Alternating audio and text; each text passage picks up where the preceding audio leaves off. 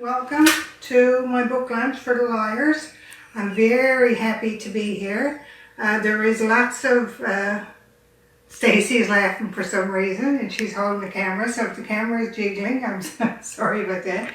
But we're in a house, there's people living over us and around us, so there's going to be lots of house sounds. If you hear noises or thumps, it's children running around, or if you hear snorting, it's Stacey is laughing from behind the camera. So sorry. So that's okay. Anyway, thank you for coming. We have 14 or 15 people on, and that's a nice number to get started. So first of all, I want to thank Flanker Press for believing in me and believing in my third story called The Liars. We already have The Promise, which The Liars is kind of like an answer to, and Being Mary Rowe. So thank you to Flanker, and I especially want to thank Ed Olford. Ed has been my rock when it comes to all things books. He goes to all my signings with me, and we has a little laugh, and he makes the time pass quickly, and he's a good fella, and I enjoy my time with Ed. So Ed, I know you're listening because I saw that you joined. Don't let your head get too swelled up because you're not that nice, but you're nice when we're together. So I'd just like to give a shout out to Ed. So where to order your books? Anybody that wants to order can contact Flanker Press at www.flankerpress.com. Or you can phone, if you go to their website, you can phone 739-4477, and extension 22 will get you to Ed, and he will take your order for you. There's a 1-800 number if anybody is calling from out of the outside St. John's and surrounding area. I would like to thank everybody who's here. Thank you for buying my books, especially those who don't know me or haven't met me, and those that shout out to me out to Costco. So the books are also available at Costco in St. John's. You can pick one up there. It is confirmed that they're there. And all ebooks are live, so your Kobo and Apple, Amazon, Barnes & Noble, all those places, the ebook is live.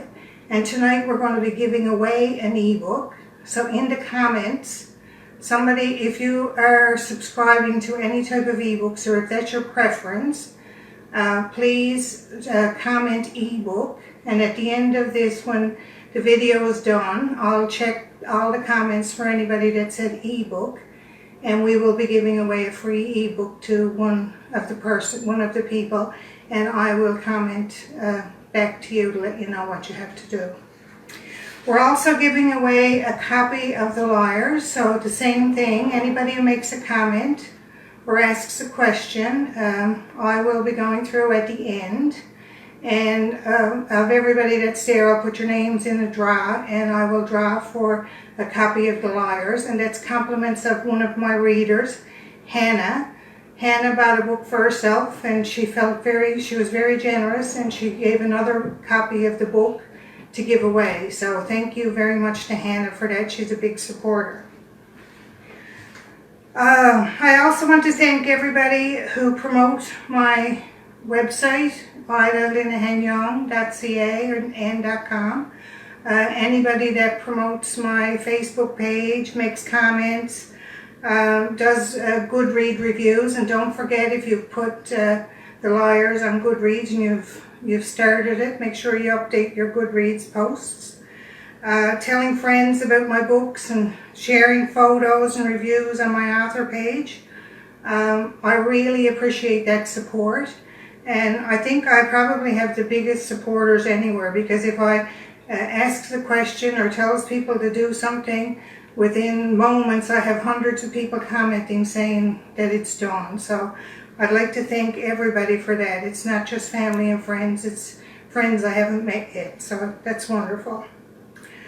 So don't forget to comment ebook in the in the comments, and if you have any questions, because of the delay in Facebook, it usually takes about a minute. So because of the delay, if you have a question, I'll scroll down through the questions at the end of my reading, and I'll answer any that I can. And if I miss something, because that sometimes happens, you don't get to see all the questions. If I miss something, I'll get it at the end, and I'll answer you in writing. I'll write a response to you. So again, don't forget, comment ebook in the comment section if you want to be on a draw for an ebook, and make any kind of a comment. Say hi or whatever. Say where you're from, and or anything. Just make a little post, and you'll be in for the draw. So I am going to read from chapter 5. It's going to take about 15-20 minutes, I guess, to get through chapter 5. And then I will take some questions at the end if you want. And here we go. So chapter 5, the liars. Somewhere between Nain and Zor, Labrador, spring 1887. Her husband was dead. Ezra had shot him. There was no doubt it was with intention. He murdered her spouse. Philip fell before she heard the report. He almost dragged her to the ground with him. She staggered, but her legs kept her upright when she let him go. She followed the sound, thinking her father-in-law had somehow stumbled and a gun had gone off. Her gaze fell on the man, his stance that of a hunter, his grin that of somebody who had felled a great pointed bull. She shook her head, thinking it was a mistake. But there was no mistaking the gaping hole in her husband's back, nor the sticky warm droplets that had hit the side of her face, and the blood that had spattered all over her sealskin coat and moccasins. Terror held her fast. The breath went out of her, and her legs gave out beneath her. She dropped beside Philip and waited for her turn to die. He startled her when he closed his bare paw hand over her mouth. "Nobody will hear you," Ezra said in a quiet whisper. She stopped screaming. She hadn't realized she'd made a sound. He pulled her away onto a rocky embankment. Her legs refused to work, and she collapsed onto the bedrock. He sat cross-legged beside her. His black, piercing eyes stared at her while she caught her breath.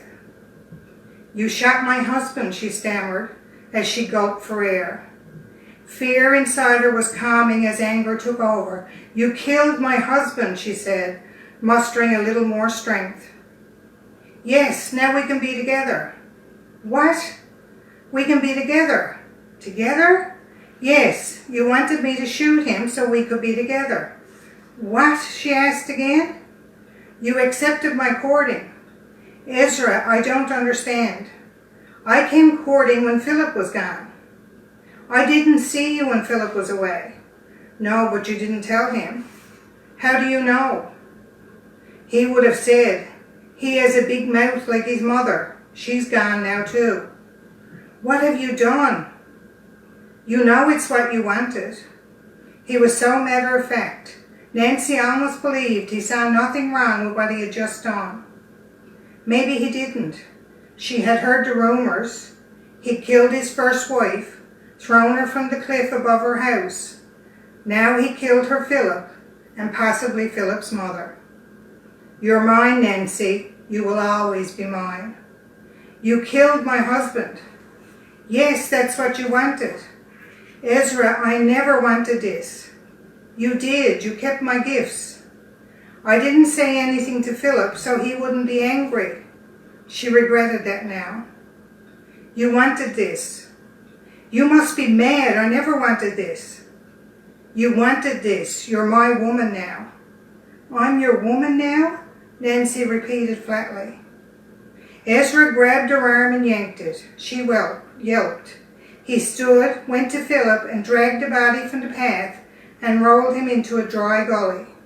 The dead man lay face down and almost hidden beneath the overhanging limbs of a large spruce. Ezra gathered sticks and rocks and tossed him toward the body. Nancy stared transfixed. This would be her husband's grave. As Ezra moved to conceal the man she married, a cool breeze crossed her cheek. "Run, Nancy, run!" She didn't know if it was the wind or her thoughts that roused her. Her hand fell on a soggy stick and she braced herself to stand. She grabbed it and crept a short distance to where Ezra crouched, his back to her, gathering debris to cover Philip's body. With all her might, she raised the stick and brought it down upon him. Blood seeped through the matted hair, black hair on his head as he slumped forward. She turned and ran. First, the running was just to get somewhere else, away. She feared for her life. Nancy imagined him having her in his sights. She weaved through the naked birch trees to make his line of sight more difficult. She waited for the yawning hole in her back, for the pain to fell her, but it didn't come. She imagined the whisper of his sealskins right behind her, and she unwittingly braced for the fall when the tackle came, but it didn't come. A glance from the rise she was traversing caught no movement from Ezra where he slumped near his kill. He hadn't recovered yet, but he would be undaunted. He was an excellent tracker. It was only a matter of time before he'd be upon her.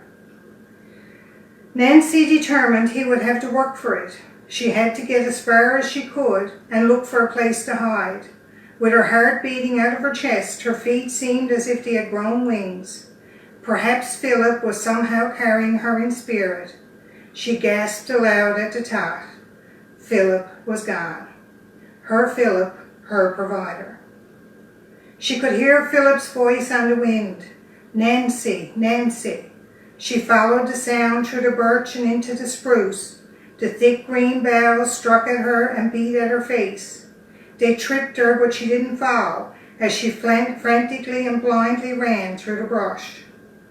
Nancy held up her arms to protect herself as she scampered through the forest. She grabbed the nettled limbs to keep herself upright as she plunged forward. Every step was a way. At least, she hoped it was. She had heard stories of people getting lost and circling and being found dead within a few miles of their point of origin. Would she ever be found? Would her finder be Ezra? Maybe she killed him. Her blow could have rendered him unable to move. Was that too much to hope for? Nancy had always been wary, yet intrigued by him. She had been privy to the hushed rumors about him and his first wife. The poor young girl had been beaten senseless so often that it was a wonder it hadn't happened sooner than it had. She hadn't lasted a year. Then just a few months later, Ezra had married Philip's mother, a woman more than twice his age. Philip was livid before the wedding and the most vocal of the three sons. They had threatened Ezra about being harsh to their mother. Then she had turned on them, one by one. When Nancy went to their house with Philip, Ezra had always smiled at her and tried to talk to her. She'd avoided the encounter if possible. Only for fear of what Philip would do if he lost his temper, she would have stayed away. But she accompanied her husband to intervene if needed. At least that's what she told herself to justify the mystery of the man who, if she was honest with herself, drew her there. When Philip and his brother were away on overnight hunting trips or gone to Zor for missionary work, she'd find rabbits or moose or caribou outside the door in the morning. She believed they were gifts from Ezra. She dared not tell Philip. Secretly, she liked the forbidden attention. Philip's brother Malcolm usually accompanied him on the trip between Nain and Zor, but he'd had an accident during the seal hunt. A stray bullet had shattered his leg and he was recovering. Ezra had been at that hunt. She wondered now, if this had all been planned. It was 30 miles or so by land between the two Moravian missions in Nain and Zor. When the harbours were frozen among the dozen islands, the trek was much shorter. This time, with an early spring thaw, the ice wasn't safe to walk, so they took the land route instead. Philip's brother Paul and his wife, who was Nancy's sister Irene, had just had their third child. Nancy was excited to see the new little one. She suggested she take the journey with her husband to keep him company. The terrain was rugged and rocky, making for slow progress. They had used a night camp south of Mackinaw Lake, which they had reached early the evening before. They had a simple breakfast of dried seal meat and bread that morning before setting out for Zor. Nancy enjoyed walking with Philip. They talked and laughed like they had done when she had first gotten to the Moravian mission encampment at Nain. She was happy that she had gone with him. Ezra must have followed them, and now the unthinkable had happened. Now her breathing labored, she began to slow. The woods became very dense, and the trees closed in on her. The whoosh of running water meant the river was close. She slowed a little and picked her way toward the sound.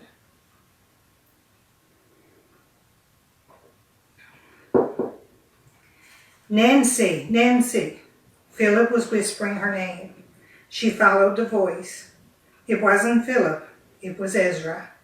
He had come to the river upstream from her. He was standing at the edge of the rock face, high above her position, and was calling her name. She panicked.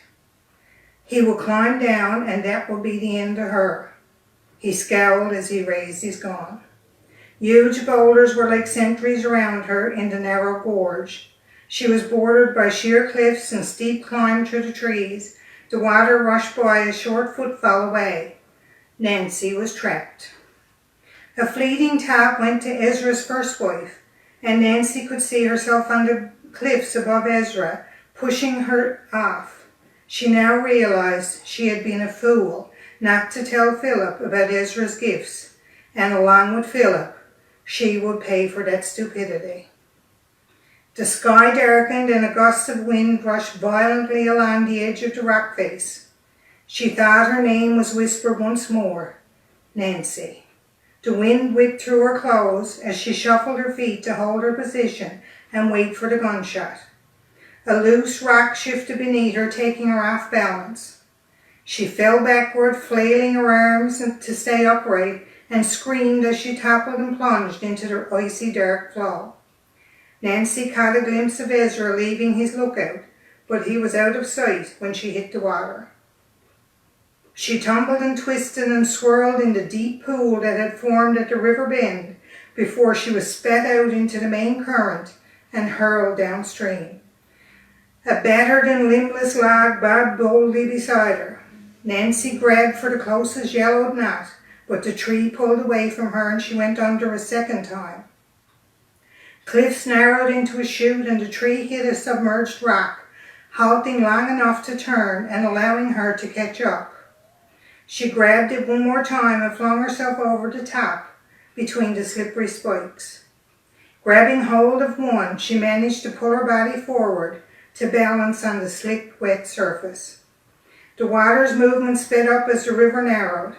Nancy kicked her legs to try and guide her makeshift raft through the rough currents that formed near the next bend. She was bobbing on the white crests of the river waves and moving fast when the land fell away. The river widened between great stands of thick green forest, and the rushing water emptied her into a lake. Nancy's clothing dragged at her, its weight trying to pull her from the roost. The current slowed, and she drifted to shore. Her mind went to Philip. Philip was gone. Surely after causing Ezra all this trouble, she'd be gone too. But today it would be on her own terms, if only she could make it. She kicked and guided the log toward the far shore. Nancy's energy was fading as the cold slowly claimed her. She tried to make herself move, but her legs stopped obeying. With what little effort she had left, her gentle movements were enough to ground the log about a half a mile from the mouth of the river. She dragged herself ashore and stumbled underneath the low-hanging limbs of a ragged spruce, curling into a ball before rolling onto her back. Bedraggled and soaking wet, she lay prostrate, shivering, waiting for death. Her end wouldn't be swift nor merciful, but it would be her own doing, and not that of Ezra at the top of the ravine. She'd be alone in death as poor Philip was in his. Out of sight, Nancy hoped Ezra wouldn't find her. Her gaze grew hazy and warmth crept through her veins as she was resting, as if she were resting by a blazing fire. She stopped shivering. Nancy was on the wind. But she was confused. It wasn't her name. It was the brush of the trees shifting, then a hollow snarl. She was too weak to save herself. She hoped death would take her before. Too late. The hot breath on her cheek, the soft brow, the wet nose, sent shock through her. Panic welled in her, but her body wouldn't respond. She was unable to help herself. Get away. Was it her voice or somebody else? Get!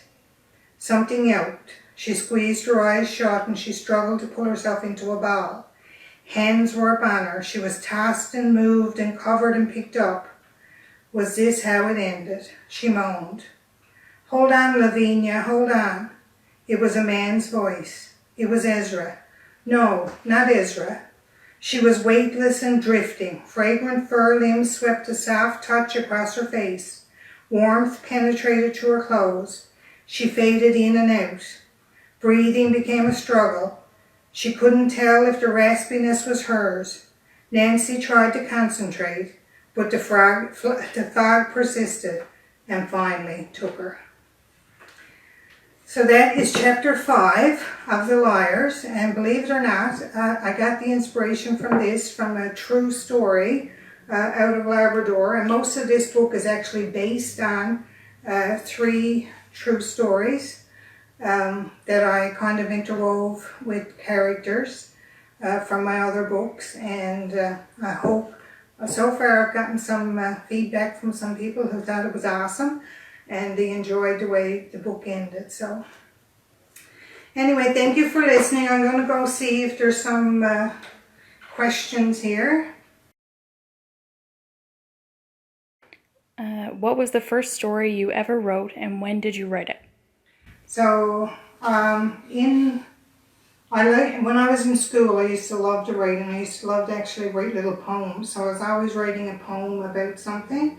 But the first book that I wrote was called No Turning Back, and that was about our family story. That was released in 2014. So that was the first novel, or my first foray into writing novels. But I always enjoyed writing. I always enjoyed making up stories and especially poems. I always loved writing little poems. I'd write a poem about anything. I haven't done that in a long while, but I did enjoy it. What was the draw to this story? So again, this story is based on three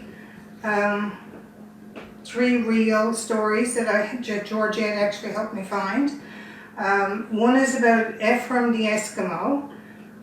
He murdered his first wife. Her name was Ruth, and that's in the first chapter of this book. And then he married an older woman, so this chapter was was kind of about him. He married an older woman and then killed her son in order to get to her son's wife, who is Nancy in this book. So that was a true story, and the couple of the stories in there are true. So at the end of the book, in the afterword, I give some documentation from the Moravian missionaries and from some websites of all that was true in the book, and there's people who probably won't believe some of the things that were true. But anyways, mostly based on a true story. Gary Cranford had asked, he said, tell us about the historical research that went into the book, so that's kind of Oh, yeah. part of it. Yeah, so I actually I got some research through the archives at Mon. I got some research at the rooms. A lot of it was on the internet, and a lot came from, through the help of Georgette, who loves to do research, and I say, I need a story about blah, blah, blah, and next thing I'll get a link to something that happened in Newfoundland. So she's been wonderful like that. Patty says, Mom and I can't wait to read it. She dropped a hint or two. I hope you get it, Patty. And Gary and Margot. So Gary and Margot and Jerry are actually Flanker Press, where this is published from. I'm very grateful to them for keeping me on as a writer. Eric said, my heart is pounding. We want you to keep reading, but at the same time, I want you to stop. Thank you. So Erith is my friend, and Erith was actually, she came over from PEI, and she's gone back after finishing her nursing degree, and Erith's name was actually where this story, The Promise, came from. So that's how this one came into being. And then, because of The Promise, I had to finish it off with The Liars. Krista Mercer asked, any wheels turning yet for a fourth book? I have several different projects on the go. I did I took my mom here for several days, and I did some recordings with her. I asked her lots of questions, so I want to write my mom's book. I also have another book that's kind of out of this genre that's playing around in my mind. And I think I need to write a story about Mary and Peter, because they never really had an adventure yet. Mary had an adventure with Daniel, but she never really had an adventure with Peter. So I think I might do something along the lines of Mary and Peter to give them a story. And anybody that read Being Mary Rowe or The Promise will know what I'm talking about. Hi, Darlene. I got people out in St. Bride's. Yes, Bill, you qualify. You qualify for everything, Bill. He also asked if the ebook is available. Yes, so all the ebooks are currently available. You can download them at any time. All the links are good to go.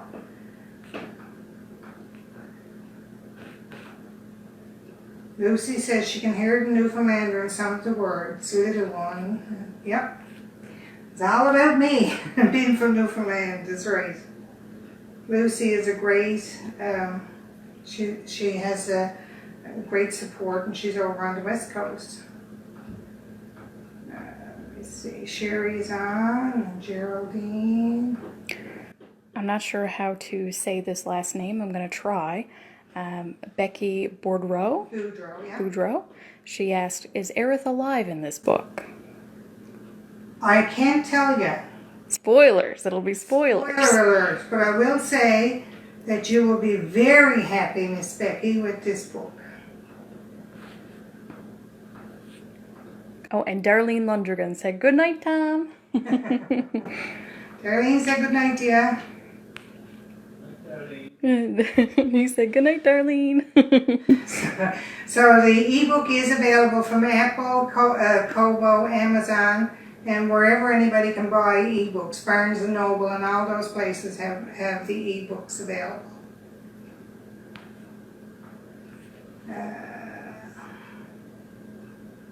Let me see. Elizabeth's going to the post office every day to get it. Darlene asked if The Liars is a follow-up from Being Mary Rowe. So Mary and Peter are in here. Aerith and Daniel are in here.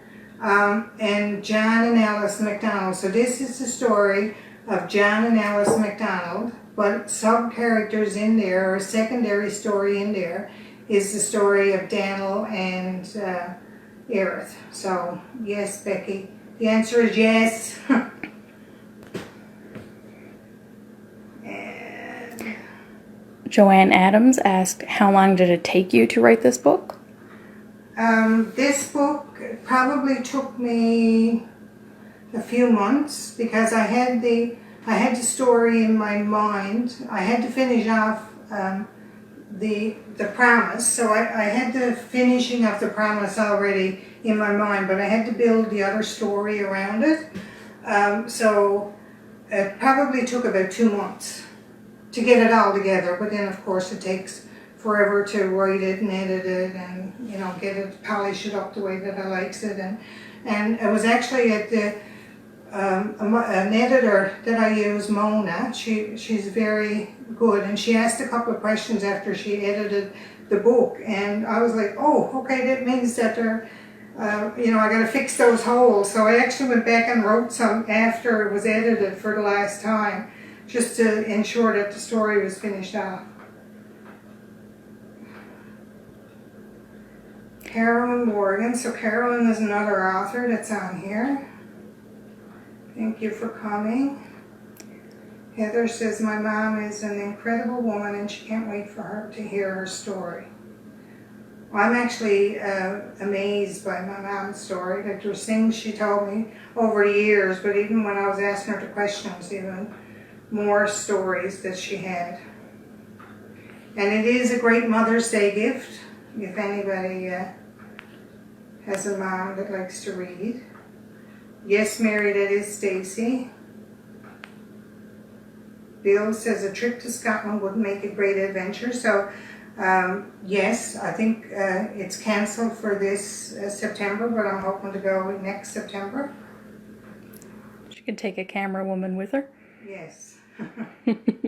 Ed says to say that Flanker Press does a curbside pickup. So again, if you call that number, and look it up on Flanker Press website, flankerpress.com, and if you call that number on extension 22, you will get Mr. Olford, and you can get the book picked up in the lobby at Flanker Press. Sheila asks, will we be left in suspense like we were after the promise? The answer is no. The story is written so that it is finished.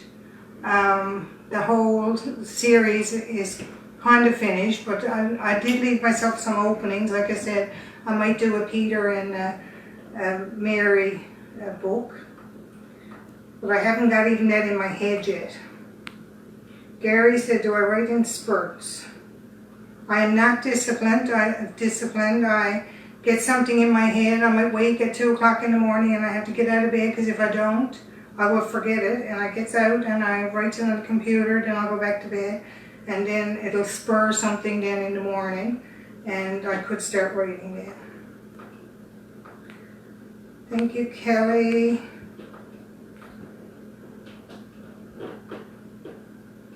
So yes, Flanker Press does have a giveaway too for Mother's Day, and The Liars is one of the books. So not only am I giving away 2 tonight, I'm giving away an ebook and a regular book, like a handbook.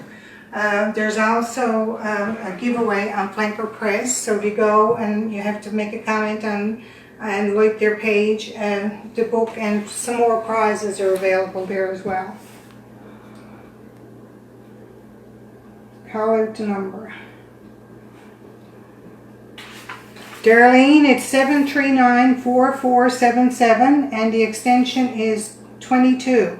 So 739-4477 and extension 22. Anyway, that's, I think we'll close her off there now. Thank you to Stacy and for being the camera girl for me again. Make sure everybody stays in your bubble, and I'll be contacting winners shortly. So have a good night, everybody. Thanks for coming.